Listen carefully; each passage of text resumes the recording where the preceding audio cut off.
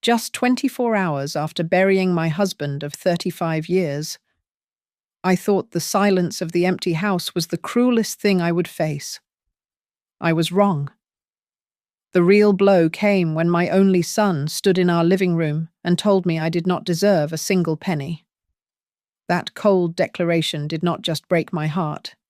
It started a war that would cost him everything he thought he owned.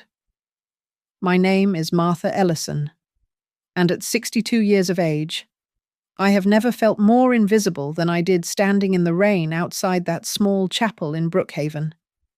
It was a grey, miserable afternoon, the kind that seeps into your bones and refuses to leave. I had just watched the mahogany casket containing my husband, Harold, be lowered into the wet earth. We had been married for 35 years. For more than 3 decades, he was the anchor to my drifting boat.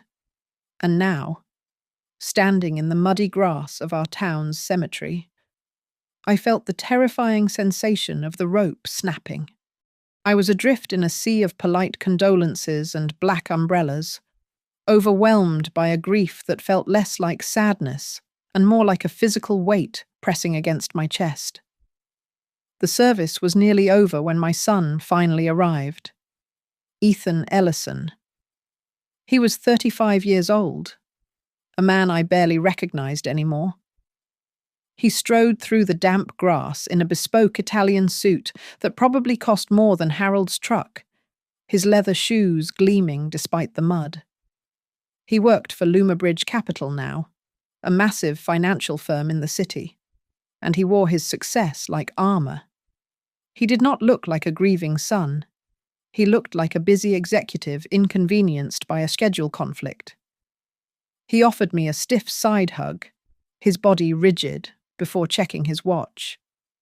There were no tears in his eyes, only a distant impatience. After the guests had filtered out of our old family home, leaving behind half-eaten casseroles and hushed whispers, the silence of the house became deafening. I found Ethan in the living room.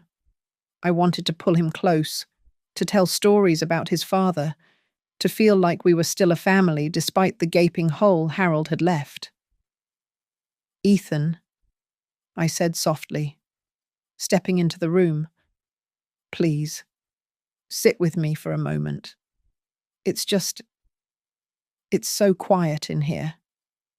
He sighed, a sharp, irritated sound, and dropped onto Harold's favourite armchair. He undid the top button of his dress shirt and poured himself a glass of wine from the bottle on the sideboard. He did not look at me. Instead, his eyes roamed the room, scanning the peeling wallpaper, the worn velvet curtains, and the antique coffee table. He was not looking at memories. He was appraising assets. I wrung my hands together, trying to find the right words. I was thinking, maybe later this week we could go over your father's will. I know he wrote one years ago. He always said he wanted things split down the middle. Half for me, half for you. To keep us both safe. Ethan froze. He slowly lowered the wine glass to the table, the crystal making a sharp click against the wood. When he finally looked at me, his expression was unrecognizable. It was cold, utterly devoid of warmth. "That old scrap of paper doesn't matter anymore." "Mom," he said, his voice smooth and terrifyingly calm. "Dad and I updated everything 6 months ago. The business, the house, the savings accounts. Everything is in my name now." I blinked, trying to process the words. I don't understand. Why would he do that without telling me?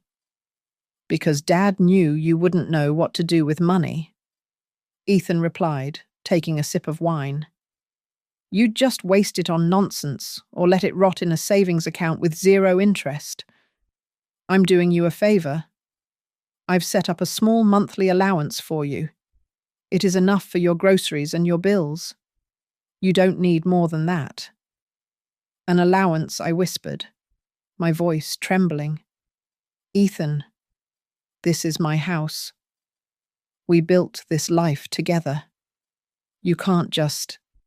He stood up abruptly, towering over me. He leaned in close, and I could smell the expensive cologne masking the scent of red wine.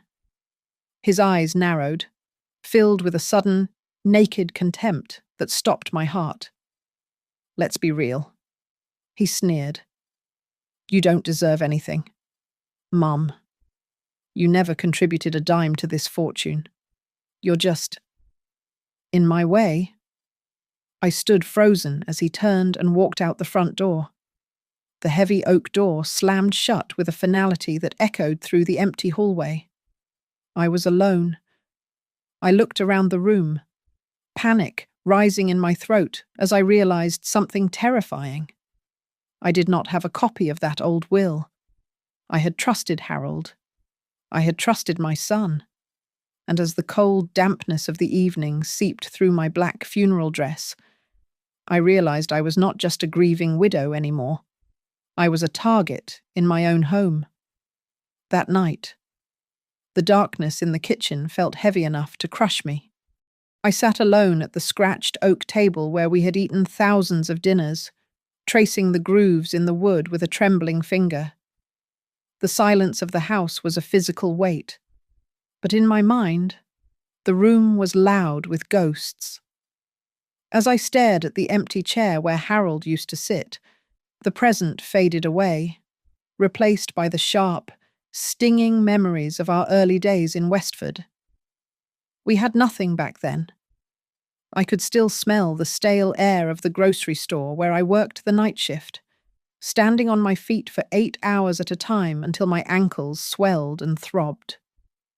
I could still see Harold coming home after 3 weeks on the road, his eyes rimmed with red, his skin smelling of diesel and exhaustion.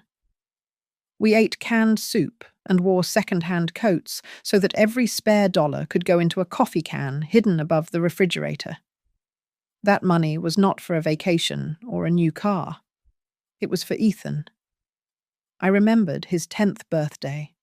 He had wanted a red bicycle more than anything in the world. We were short on rent that month, but I could not bear to see him disappointed. I went to the pawn shop downtown and sold the only heirloom I owned, a silver ring my mother had left me. I got $75 for it. When Ethan saw that bike, his face lit up with a joy so pure it made my chest ache. "Mommy," he had whispered, hugging my legs tight. "I promise. When I grow up, I will buy you a big house. You won't ever have to work again." That sweet boy with the scraped knees and the bright eyes was the son I remembered. He was the one who would hold my hand when I was tired. But that boy began to die the day he received his scholarship to the university in Riverside City. It was a prestigious world of old money and high expectations, and my son was desperate to belong to it. I watched him change over those 4 years. The phone calls became shorter. He stopped coming home for holidays, claiming he had to study, though I knew he was skiing with friends in Aspen. When he did visit, he looked at our small home with embarrassed eyes. He started correcting my grammar. "Mum, please," he would say, pinching the bridge of his nose when I laughed too loud in public. You sound like you never left the farm. Try to speak properly." By the time he landed his job at Luma Bridge Capital, the transformation was complete. He was no longer my little boy. He was a man who worshipped efficiency and status. He stopped visiting to see us and started visiting to manage us. He would pace around this very kitchen, talking about assets and liquidity, words that felt cold and foreign in our warm home. "You should sell this place," he would tell us, not asking, but commanding. "I can move you into a condo near the city centre. I will put it in my name, for tax purposes. It is just easier that way." Harold had been the buffer.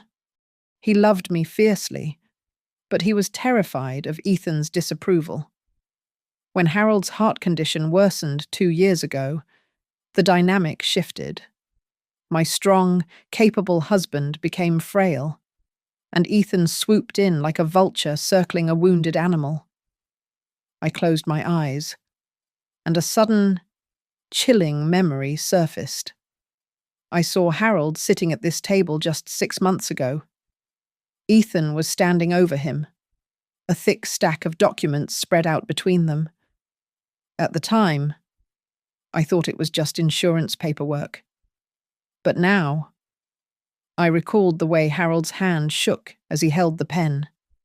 He had looked up at me, his eyes wide and pleading, a flash of fear behind his glasses. "Ethan, are you sure? Are you sure this is the only way?" Harold had asked, his voice weak. "Dad, stop stalling." Ethan had snapped, tapping the paper. "We discussed this. If you don't sign, well, the taxes will eat everything. Do it for Mom." Harold had signed. He signed because he thought he was protecting me. I pulled Harold's old flannel jacket from the back of the chair and buried my face in the rough fabric, inhaling the fading scent of his aftershave. A cold realization settled in my gut, sharper than grief. That hesitation in Harold's eyes had not been confusion. It had been coercion. My son had not just inherited his father's wealth, he had seized it. And as I sat in the dark, clutching a dead man's coat, I knew that the revised will was not a final act of love from my husband, but the first act of violence from my son. The following morning, the sound of tires crunching on gravel shattered the fragile peace I had tried to build overnight. Ethan was back, but this time he was not alone. Trailing behind him was a young man in a sharp navy suit, carrying a leather briefcase that looked heavy with secrets. Ethan introduced him as Mr. Vance from the firm Rayburn and Miles. They did not wait to be invited in. They simply marched into the dining room and began spreading documents across the mahogany table as if they were preparing for a hostile takeover rather than a family discussion. "Let's get this over with," Ethan muttered, checking his watch. "I have a flight to catch in 3 hours. Mr. Vance cleared his throat, his face a mask of professional indifference. He picked up a document titled Last Will and Testament and began to read. The words blurred in my ears, a stream of legal jargon, until the specific terms cut through the haze like a knife. To my son, Ethan Harold Ellison. I bequeath the entirety of my estate, including 100% of the shares in Ellison Builders, the primary residence located in Brookhaven, and all liquid assets held in the primary savings accounts. The lawyer paused, adjusting his glasses. To my wife, Martha, I leave a discretionary living trust to be administered solely by Ethan Ellison, designed to cover basic living expenses. I felt the blood drain from my face. My hands gripped the edge of the table so hard my knuckles turned white. "Wait," I said, my voice shaking. That cannot be right. Harold promised me. He told me explicitly that this house would be mine. He said I would never have to worry about a roof over my head. Mr. Vance looked up, his expression bored. The document is legally sound. Mrs. Ellison. All signatures are authenticated.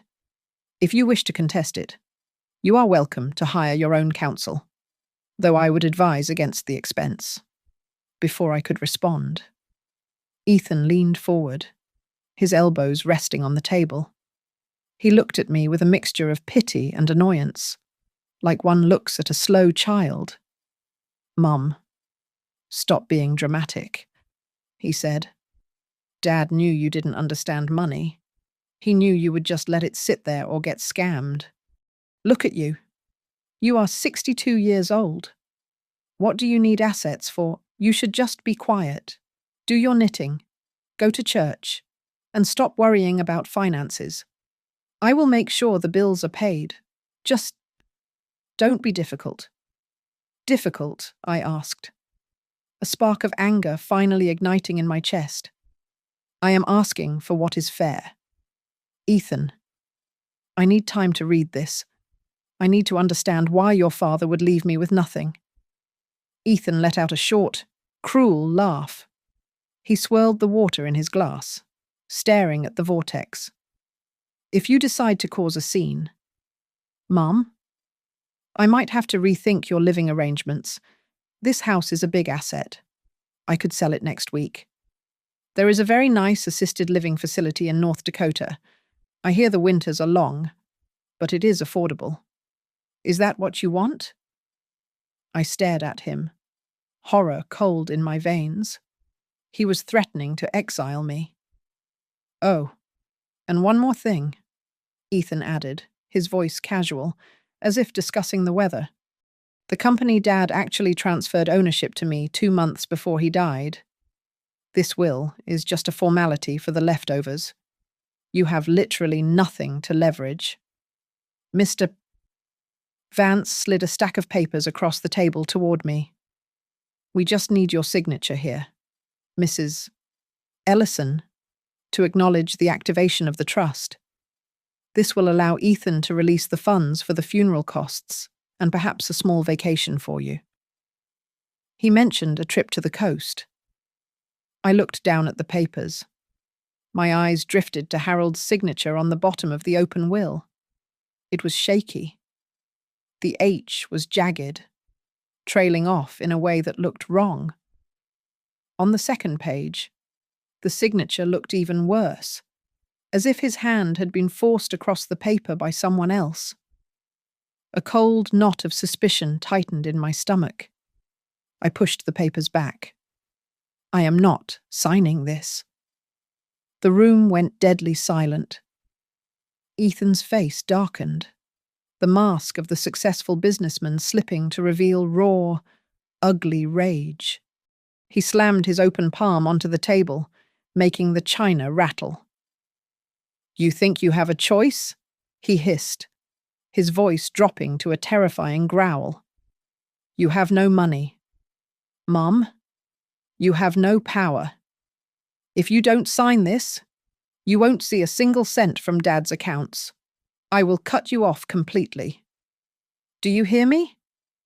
I stood up, my legs trembling but holding my weight. I did not say another word.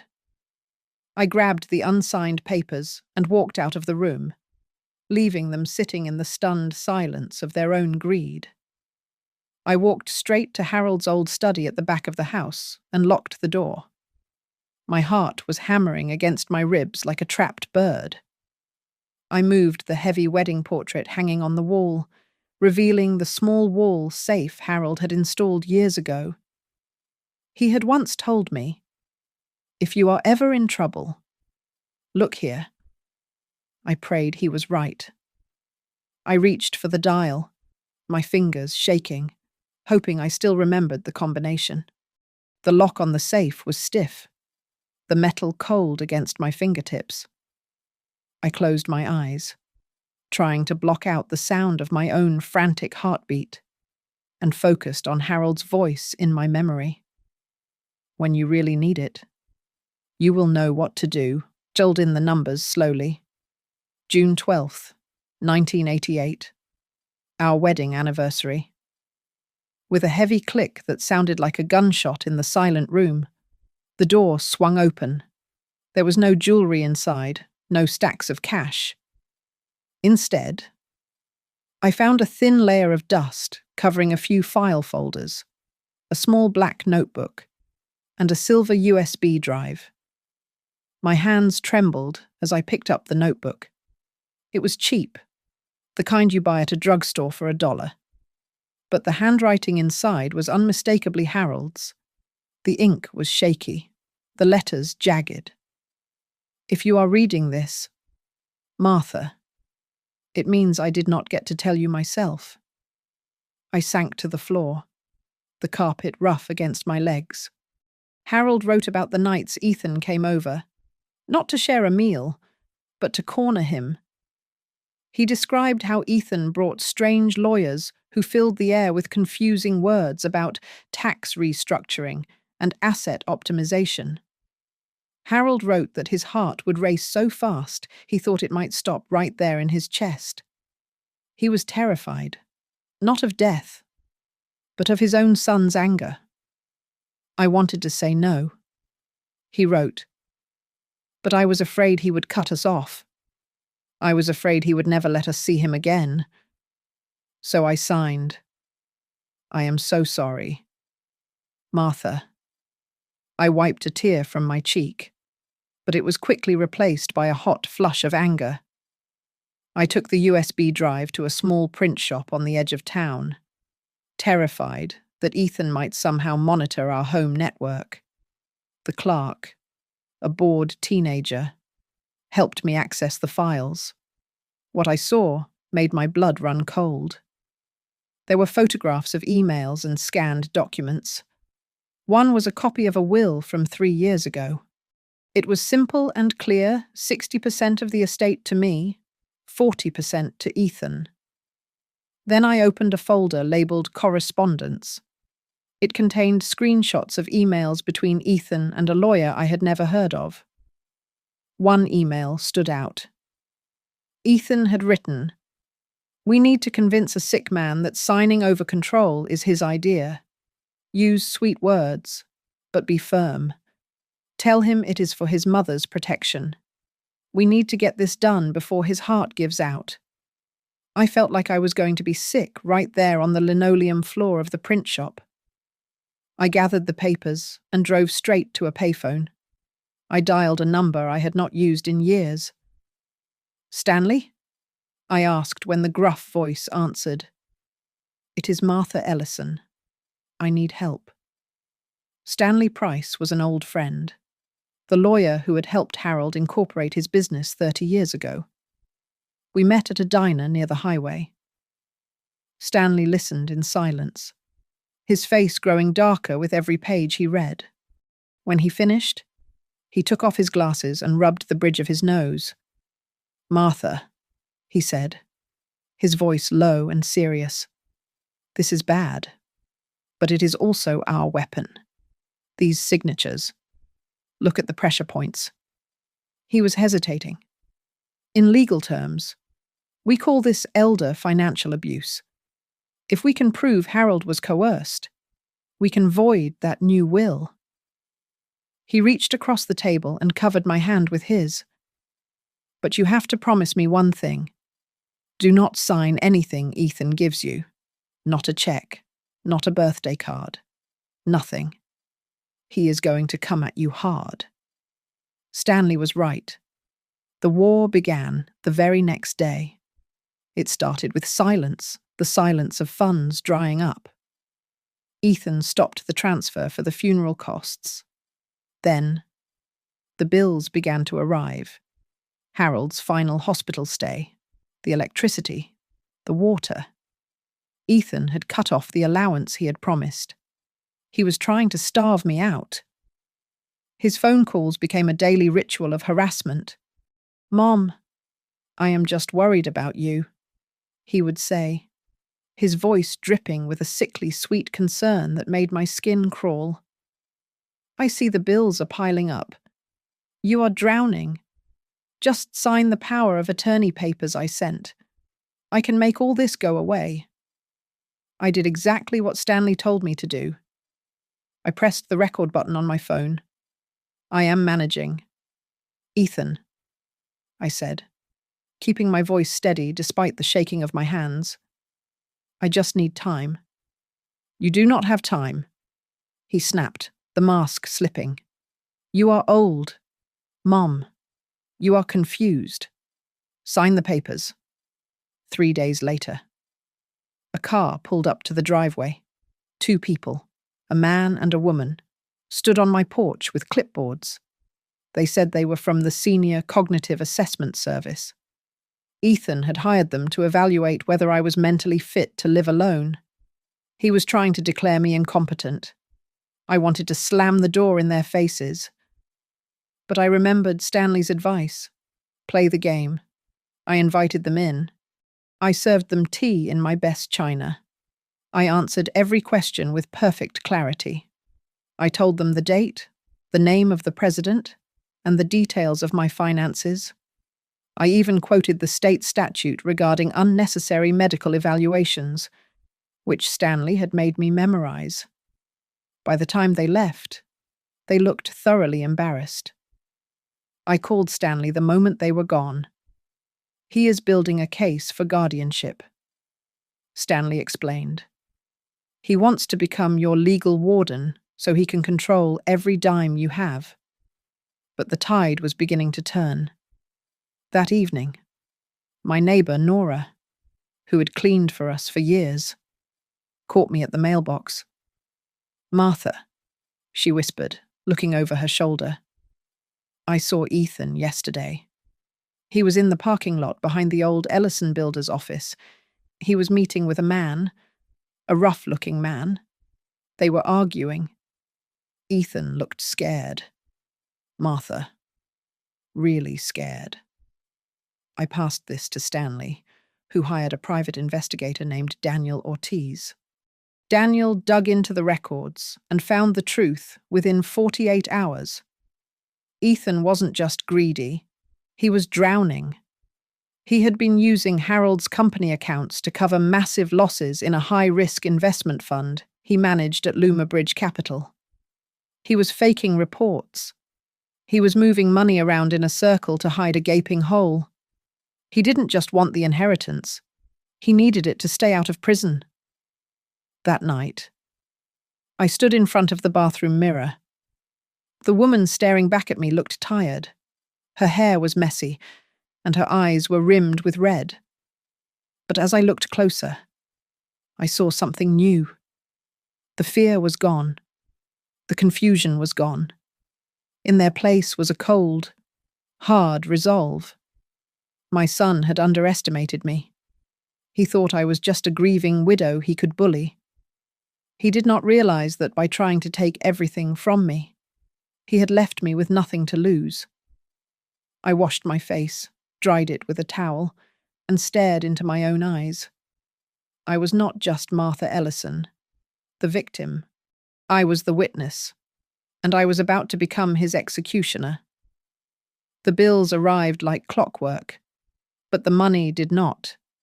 It started with the electricity bill, a stark white envelope with red lettering stamping the words "Past due" across the front. Then came the medical invoices from Harold's final week in the hospital, thousands of dollars that Ethan had promised to take care of.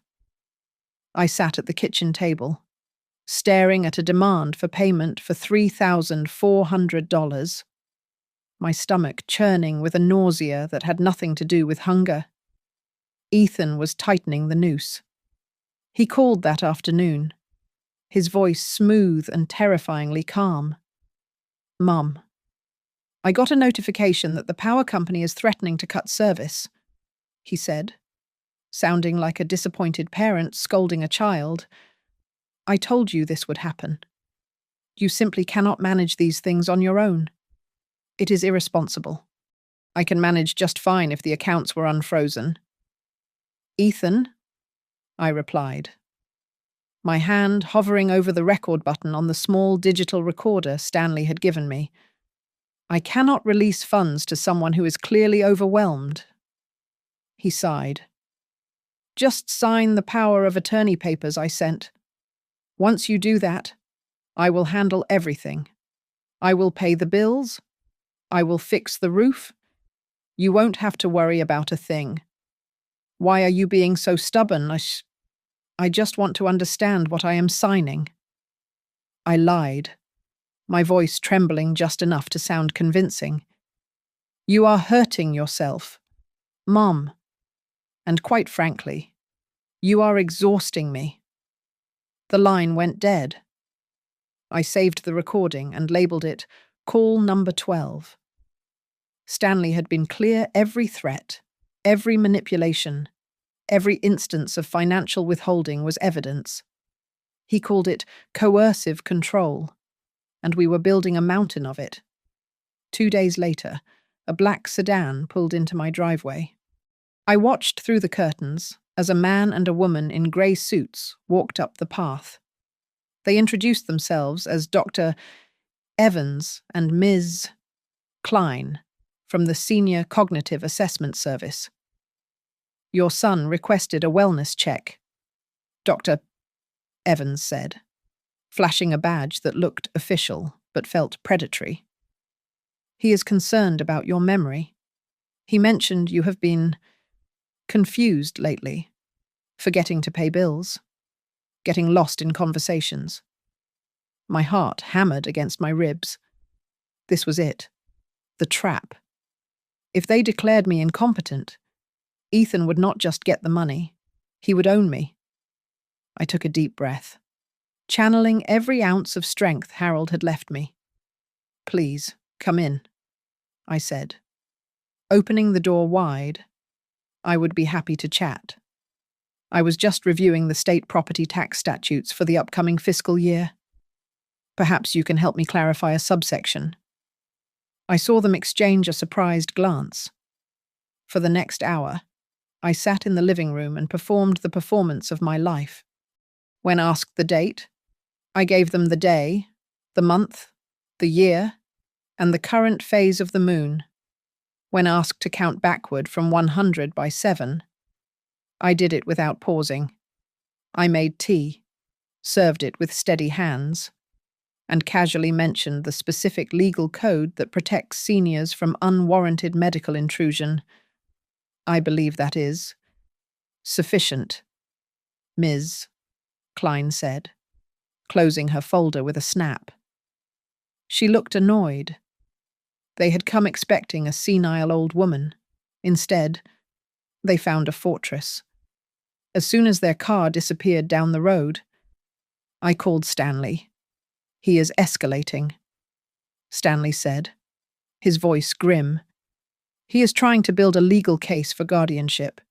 If he proves you are unfit, the court hands him the keys to your life. But you held your ground.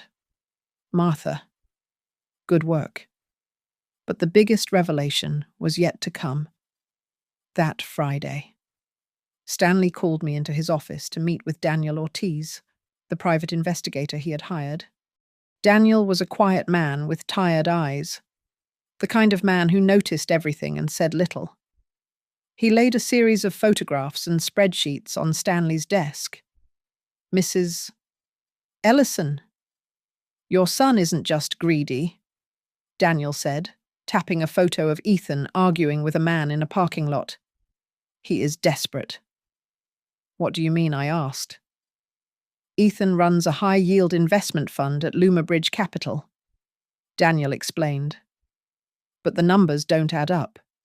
He made some bad bets on tech startups 2 years ago. Massive losses. Instead of reporting it, he started moving money around to cover the holes. It is a classic Ponzi structure. He has been using the liquidity from Ellison Builders, your husband's company, to pay out the dividends to his investors at Bridge." I stared at the papers, the numbers swimming before my eyes. He is stealing from Harold to pay his bosses. He is stealing from Harold to stay out of jail, Daniel corrected. But the hole is getting too deep. That is why he needs your house. That is why he needs the savings. He needs a fresh injection of cash to keep the scheme going for another quarter. If he doesn't get your assets, the whole thing collapses. I felt a cold chill settle over me. For weeks, I had thought Ethan was just a cruel, entitled son who wanted more than his share. I was wrong. He was a cornered animal. The pressure, the anger, the rush to get the will signed, it wasn't just malice. It was panic. I drove home in silence, the reality of the situation sinking in. My son was a criminal, and he was willing to destroy his own mother to save his skin. That night, I stood in front of the bathroom mirror. The woman looking back at me had changed. The grief that had clouded my eyes for weeks had crystallized into something sharp and dangerous. I washed my face, the cold water waking up my skin. I looked at the lines around my mouth, the grey in my hair. They were not signs of weakness anymore. They were camouflage. Ethan saw an old woman he could bully. He did not see the witness who held the smoking gun. "You don't deserve anything, Mom," I whispered to my reflection, repeating his hateful words. A grim smile touched my lips. He was right. I did not deserve this pain. But he deserved exactly what was coming to him. I was done crying. It was time to close the trap he had built for himself. "You cannot stay in that house, Martha," Stanley told me, his voice grave across the desk. "As long as you are there. He has access to you. He knows where you sleep. He knows when you are afraid. We need to move the evidence, and we need to move you." He was right. Staying in Brookhaven felt like waiting for a storm to break the windows. I packed 2 suitcases, taking only what I needed, and secured the documents, the USB drive, and Harold's notebook in a bank safety deposit box. Then, I disappeared. I rented a 1-bedroom apartment in the city of Harrington, 40 minutes away. It was small, with clean lines and a view of the skyline, a stark contrast to the drafty, memory-filled halls of my old home. I paid the deposit using a secret savings account Harold had set up for me years ago. He had called it his rainy day fund, a small nest egg he had siphoned off from his own salary, separate from the family trust. Ethan knew nothing about it. For the first time in 35 years, I was paying my own rent with money that was solely mine. The next morning, I walked into a salon on 4th Street. I looked at my reflection in the bright lights, the long, grey hair that I had worn in a messy bun since Ethan was a baby, the tired eyes of a grieving widow. "What are we doing today?" the stylist asked, running her fingers through my split ends. "Cut it off," I said, my voice steady, "and change the colour. Something stronger." 2 hours later, a stranger stared back at me. My hair was cut into a sharp, angled bob that framed my jawline, dyed a rich ash brown that erased the years of exhaustion. I did not look like a grandmother anymore. I looked like a woman who had business to handle. From there, I went to a department store. I walked past the floral dresses and cardigans I usually bought and headed straight for the business section.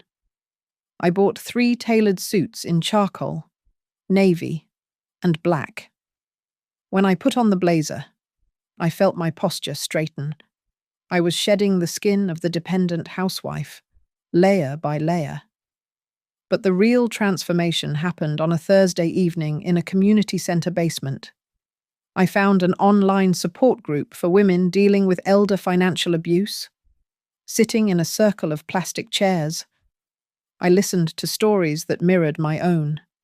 Sons who stole deeds, daughters who drained savings accounts. I realized with a jolt that my shame was not unique. It was a script that predators used.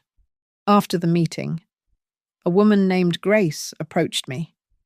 She was 70, sharp-eyed, and had lost her home to her own daughter 2 years prior. "You are still in the shock phase," Grace said, clutching a styrofoam cup of coffee. "You are still asking why he is doing this. Stop asking. It does not matter. He is a wolf. Honey, you cannot reason with a wolf." She leaned in closer. "Don't just defend yourself. Attack. They think we are weak and slow. That is our weapon. Let him think you are broken until the moment you snap the trap shut." That night, I opened a fresh notebook. On the first page, I wrote the word strategy in bold letters. I began to map it out. Column 1, evidence. Column 2, witnesses. Column 3, Ethan's weaknesses.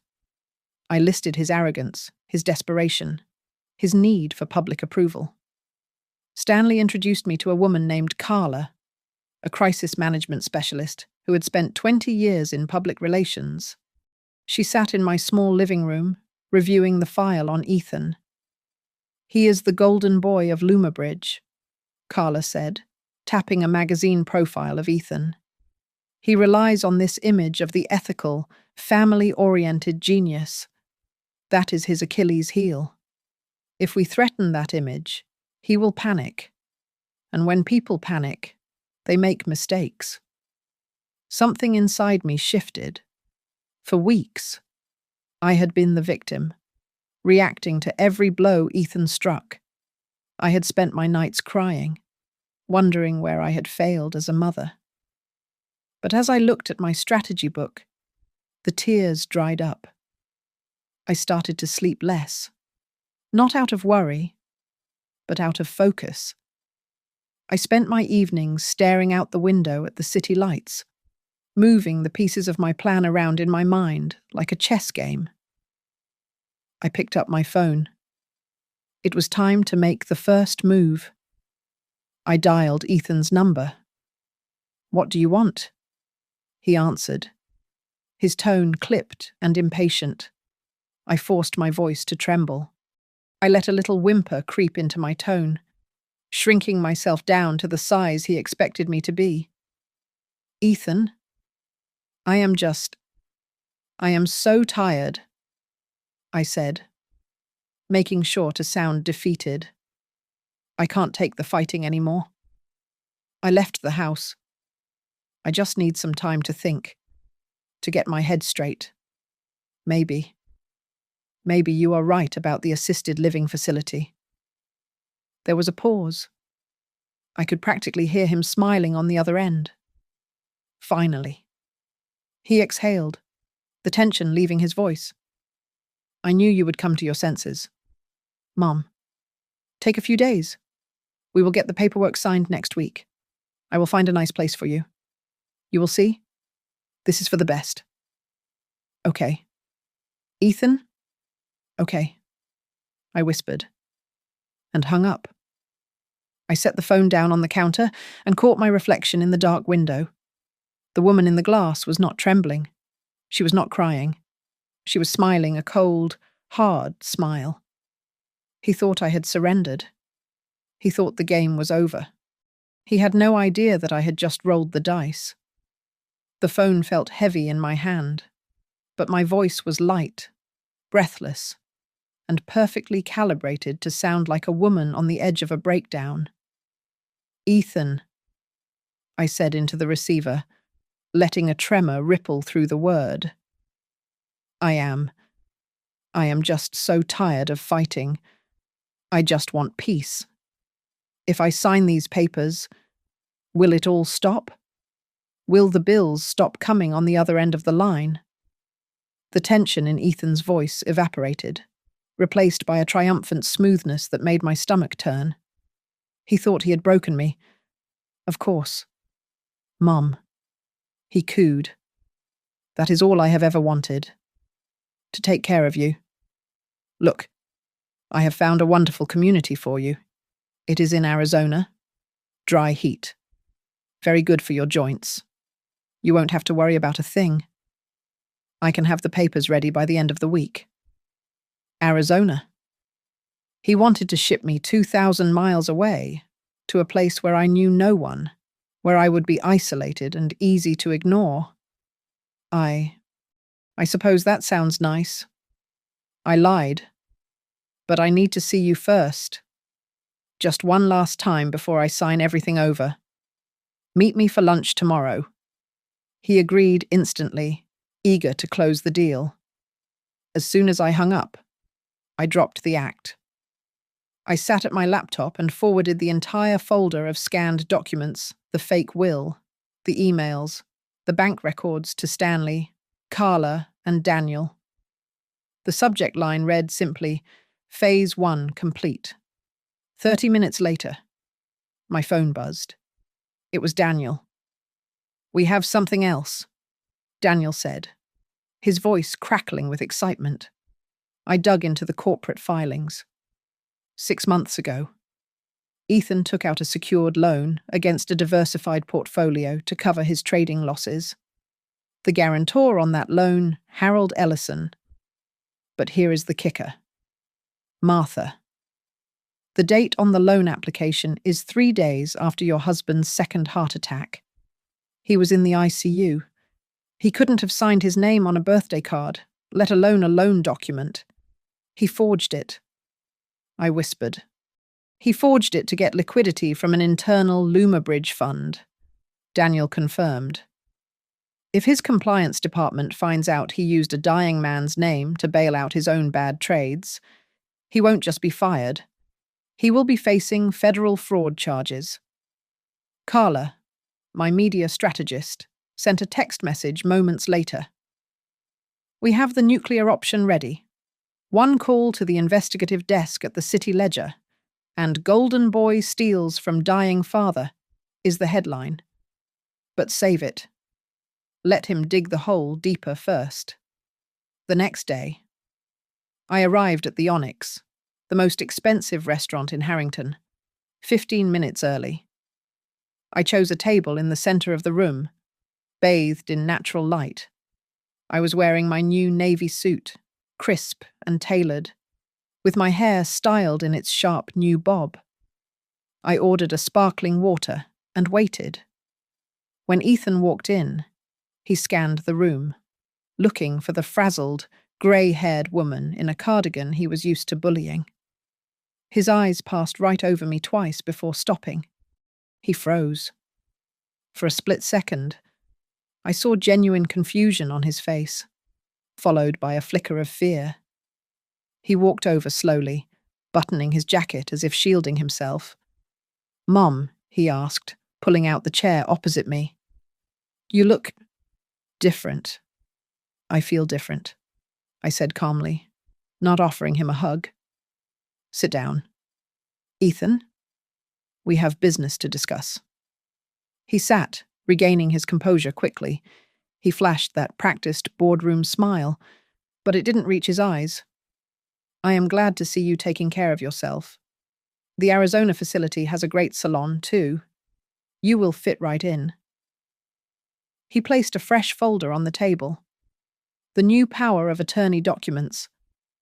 "Let's just get this signed so we can order," he said, pushing a gold pen toward me. "I have a meeting at 2:00. I didn't touch the pen. I leaned back, crossing my arms. "Ethan, before I sign," I said, looking him dead in the eye, "I need a promise. If I give you control of the accounts, I want to stay in the house in Brookhaven. It is my home. Your father built that porch. I want to live there until I die. Can you promise me that Ethan sighed? A sound of exaggerated patience. He tapped his fingers on the table. "Mum, we have talked about this. The house is too big for you. The maintenance, the taxes. It is a burden." "But is it mine?" I pressed, leaning forward. "If I sign this, do I keep the house?" He looked at the papers, then at me, calculating the lie. Then, impatience got the better of him. "Look, Mum, to be honest, it is already in motion," he blurted out, dropping his voice. "I took a deposit on the property last week. The developers want to tear it down and put up condos. It is a done deal. I can't back out now without losing a significant amount of money. So, no, you cannot stay." My heart stopped for a second, then started beating with a fierce, cold rhythm. He had sold a house he did not legally own yet. He had accepted money for a property that was still tied up in probate. You sold my house?" I asked, feigning shock. though inside I was cheering. I managed an asset, he snapped, his voice rising enough for the nearby tables to turn and look. I am trying to save this family from financial ruin, and you are obsessing over some rotting wood and bricks. Just sign the damn paper. Mom, you don't have a choice. I looked past Ethan's shoulder to the booth directly behind him. Daniel was sitting there, nursing a coffee, his phone propped up against a napkin holder. The camera lens pointed directly at us. He gave me the slightest nod. We had it all. The confession, the aggression, the admission of illegal sales. I looked back at my son. I think I will have the lobster bisque, I said softly. And Ethan, I am not signing anything today. The look of pure, unadulterated rage that twisted his face was the ugliest thing I had ever seen. And yet, it was the most satisfying sight of my life. Stanley sat back in his leather chair and pressed the stop button on the digital recorder. The room was silent for a moment, the echo of Ethan's voice saying I took a deposit on the property last week still hanging in the air. Stanley looked at me, a rare, grim smile touching his lips. He just confessed to selling an asset that is currently under probate, Stanley said, tapping a pen against his desk. He has no legal title to that house yet. Martha, by taking that money, he has committed fraud against the estate. This is not just a slip of the tongue. This is a felony. Within 2 hours. Stanley had filed an emergency motion with the Brookhaven County Court. We requested an immediate freeze on all assets related to Harold's estate, citing credible evidence of financial mismanagement and elder abuse. The judge, seeing the transcript of the recording and the questionable signatures on the new will, granted the temporary order by the afternoon. When Ethan received the notification, he did not call his lawyer first. He called me. I watched my phone vibrate on the coffee table of my new apartment. Ethan calling. I picked it up and pressed record before bringing it to my ear. You traitor, Ethan screamed, his voice cracking with a rage so raw it sounded painful. How could you do this? I am your son. You went to court, you froze my accounts. Do you have any idea what you have done? I took a sip of tea, my hand perfectly steady. I am protecting what your father built. Ethan? You are ruining me, he roared. If you don't withdraw that motion by tomorrow morning, I swear, I will cut you off. You will never see a dime. I will make sure you die alone in a state-run facility. I don't think you will be managing anyone's finances much longer, I replied calmly. And for future reference, please direct all communication to my attorney, Mr. Price. I am no longer handling this personally. I hung up. I saved the file as evidence item 14 threats and intimidation. The next morning, the war moved to a second front. I sent an anonymous email to the board of directors and the internal compliance officer at Luma Bridge Capital. Attached were the scanned documents showing Harold's forged signature on the loan guarantee and the audio clip from the restaurant where Ethan boasted about selling the house to cover his losses. The impact was immediate. According to Daniel's source inside the building, 2 security guards escorted Ethan out of a client meeting just before lunch. He was informed that he was being placed on mandatory administrative leave, pending an internal audit. When he tried to log into his terminal to move funds likely to cover the holes in his Ponzi scheme, he found his passwords had been revoked. The golden boy was locked out. That afternoon, Carla made her move. She contacted a senior investigative reporter at the City Ledger, a major financial news site. She did not give names yet, but she pitched a story about a high-profile fund manager at a top firm who was systematically defrauding his own mother to cover up corporate embezzlement. The reporter was interested. He made a preliminary inquiry call to Luma Bridge's press office, asking vague questions about their executive compliance policies. Ethan must have felt the walls closing in. He called me again that evening, but this time his tone was different. It was frantic. "Mum? Please," he said, his voice trembling. "We need to talk. Just us. No lawyers. I think there has been a huge misunderstanding. Let's just sit down at the house and work this out. We are family. I agree we should talk," I said. "Meet me tomorrow at 10 o'clock. When Ethan arrived at the address I gave him, he did not find a cozy living room. He walked into the conference room of Stanley's law firm. I was sitting at the head of the long glass table. To my right sat Stanley. To my left sat a forensic accountant we had brought in to audit the estate. Ethan stopped in the doorway, looking pale and unshaven. He wore a wrinkled shirt, a stark contrast to the impeccable suits he used to wear. He looked from me to the lawyers, realizing he had walked into a tribunal, not a negotiation. "Sit down." "Ethan," Stanley said, gesturing to the single chair on the opposite side of the table. Ethan slumped into the chair. "Mom, why are you doing this? I am your son.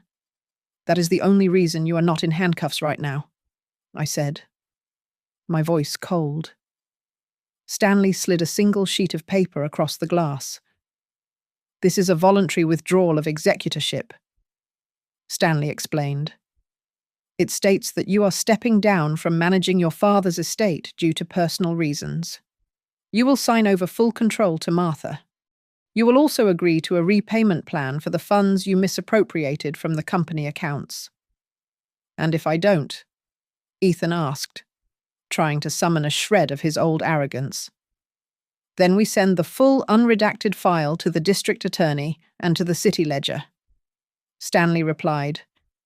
"You will go to prison for fraud, forgery, and elder abuse, and Luma Bridge will ensure you never work in finance again."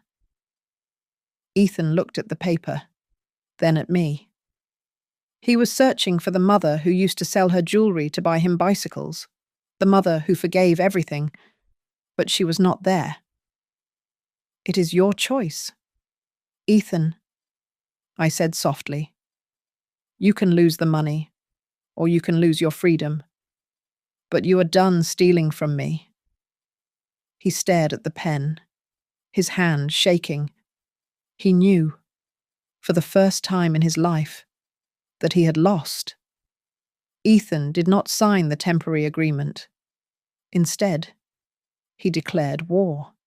2 days after our meeting in Stanley's office, a courier arrived at my apartment with a thick envelope from one of the most expensive litigation firms in the state.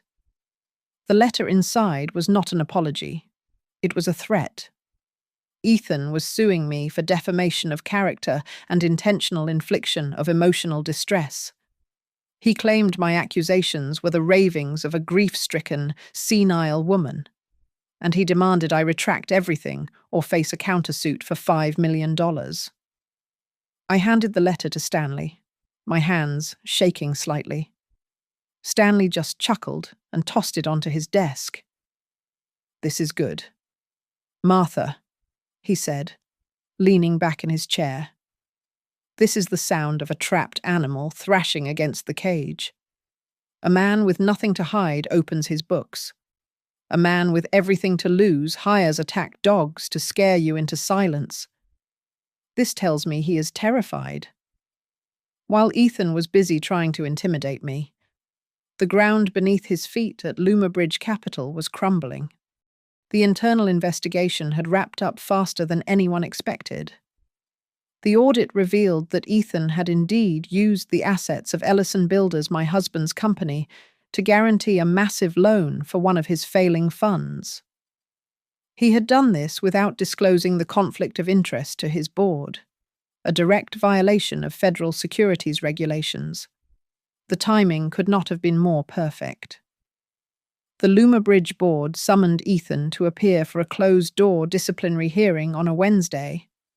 The preliminary hearing for my lawsuit regarding the estate was scheduled for the Tuesday prior. He was facing 2 executions in 48 hours, 1 professional, 1 personal. Carla called me with more news. The investigative reporter from the City Ledger had cross-referenced the court filings with the corporate leaks. He realized this was not just a family squabble. It was a story about systemic corruption. He wants to run the piece on Tuesday morning, Carla told me over the phone, right when Ethan walks into the courthouse. The headline will be brutal. By the time Ethan stands before the judge, the whole world will know what he did. Despite the momentum, I had a moment of profound weakness. On Sunday night, the reality of what I was doing hit me. I sat up in bed, staring at the shadows on the wall. I was about to destroy my only child.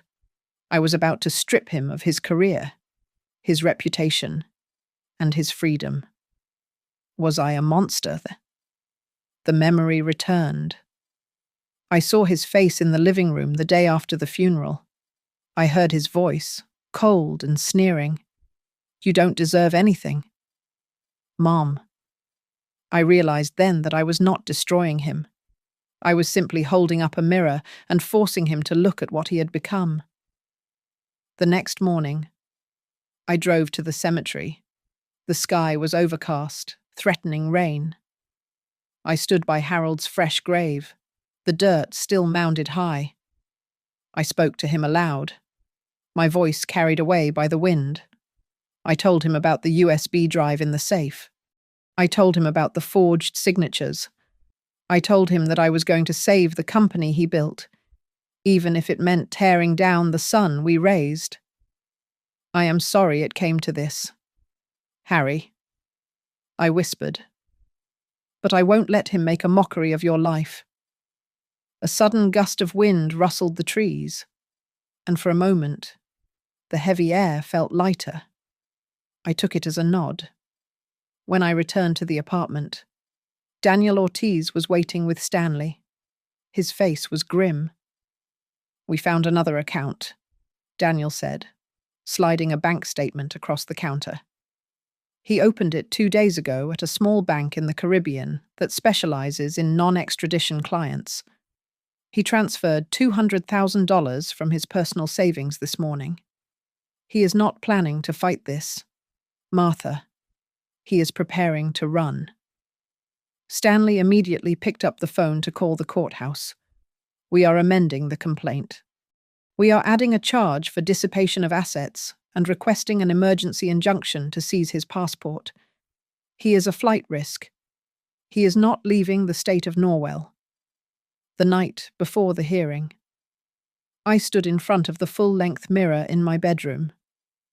I had laid out my outfit for court, a charcoal grey dress, simple but structured, with a high collar. I looked at the woman in the glass. The fear that had defined me for months was gone. The hesitation was gone. I took a deep breath, filling my lungs with the cool air of my freedom. I was no longer the mother begging for scraps. I was the plaintiff.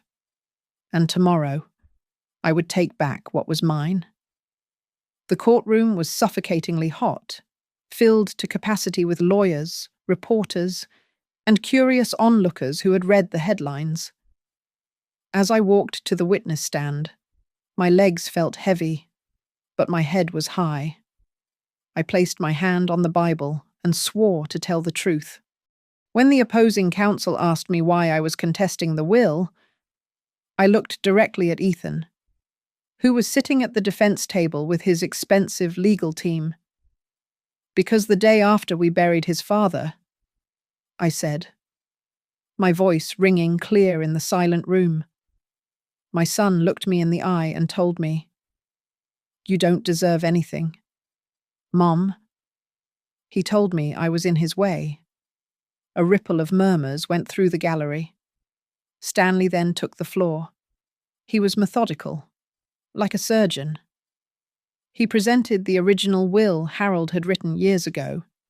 He presented the notebook I had found in the safe, reading aloud Harold's terrified scribbles about his heart racing while Ethan forced a pen into his hand. Then, Stanley played the recordings.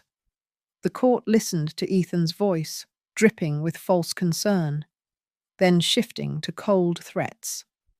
Finally, Stanley played the video Daniel had secretly recorded at the restaurant. The image of Ethan, smug and arrogant, boasting about selling my home before he even owned it, played on the large screens. Ethan's lawyer tried to fight back. He painted a picture of a doting son trying to protect a senile mother. Mrs.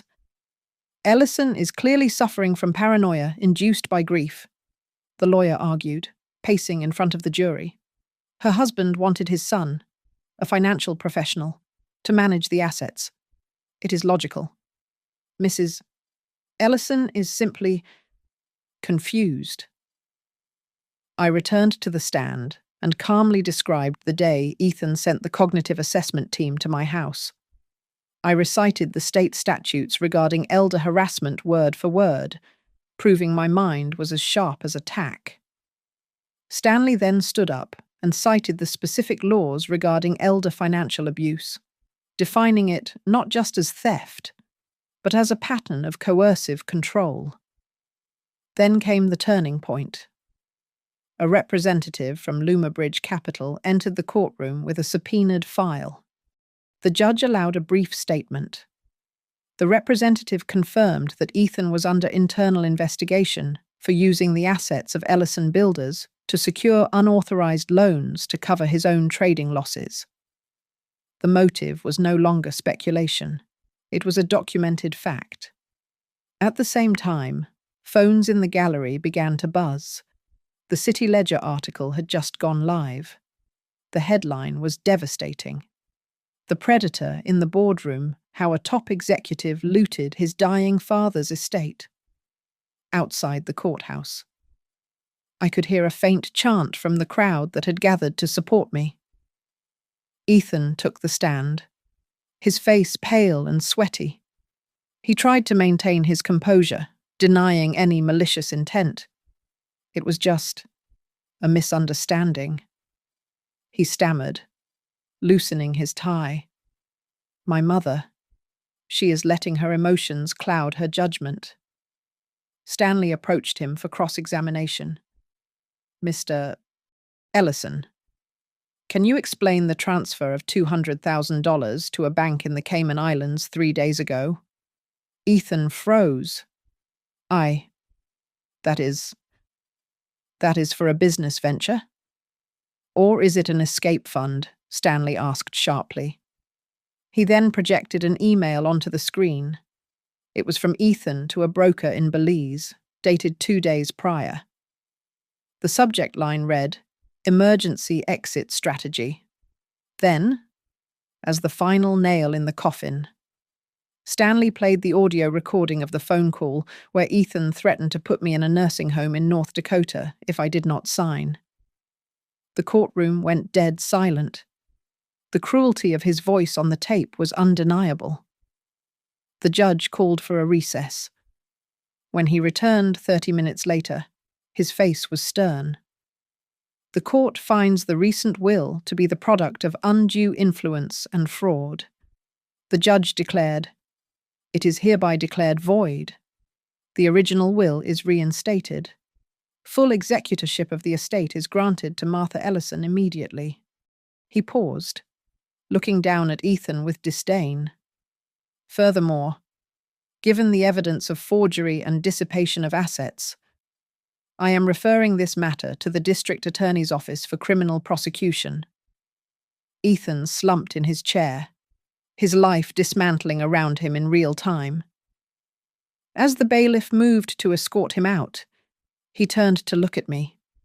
His eyes were wide, searching for the mother who had always forgiven him, the mother who had sold her own jewelry to buy him a bike. "Mom," he whispered, his voice cracking. "I am sorry. Please. I looked at him, and for the first time in months, I felt absolutely light. I stood up and addressed the court one last time. Your Honor, I said, I will be executing my right to amend my own will effectively immediately. My son will receive nothing. Instead, the entirety of the Ellison estate will go toward establishing a legal defense fund for victims of elder financial abuse. I am naming it the You Don't Deserve Anything Foundation. I want to make sure no parent ever has to hear those words and feel helpless again. I turned my back on my son and walked out of the courtroom. The heavy oak doors swung open, and I stepped into the bright, blinding sunlight of the afternoon. The air smelled of rain and freedom. My war was over. I had lost a son, but I had found myself. Thank you so much for listening to my story. It wasn't easy to share, but I hope it gives strength to anyone else out there fighting their own battles. I'd love to hear from you. Comment down below and tell me where you're tuning in from. I always love seeing how big our family has grown. If you enjoyed this video, please make sure to subscribe to Grandma's Family Diary. Give this video a big thumbs up and hit that hype button so we can get this message out to as many people as possible.